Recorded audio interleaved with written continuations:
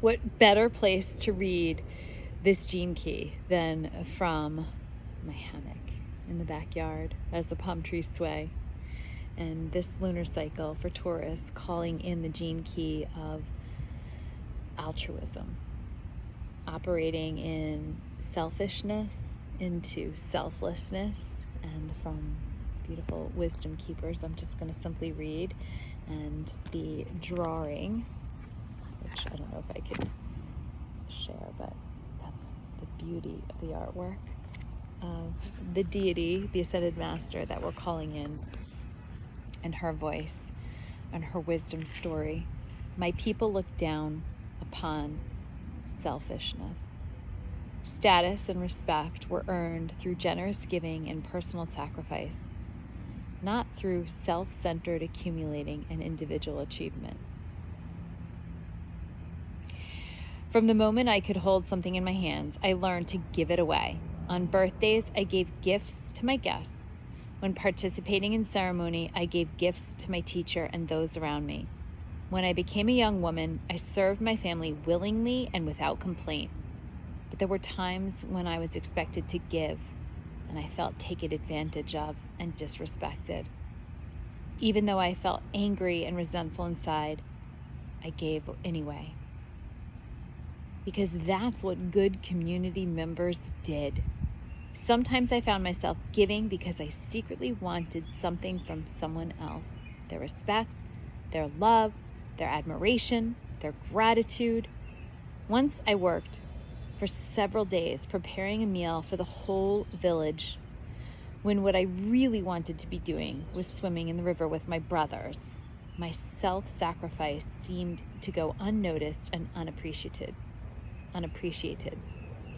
Without realizing it, I pounded my frustrations into the tortillas that I made. When some of the villagers got ill after the meal, I felt just horrible. As I was about to confess to the elders that I, out of my self-centered heart, had poisoned the food, my grandmother, a master gardener, stood up and told the community that she hadn't properly tended to the corn and that the belly aches were her fault. Then she winked at me and pointed me in the direction of the river.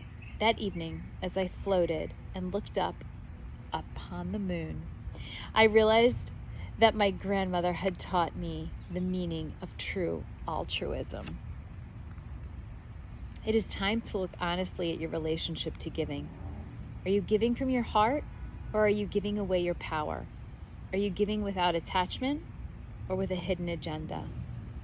What did you learn during the first 7 years of your life about selfishness and selflessness?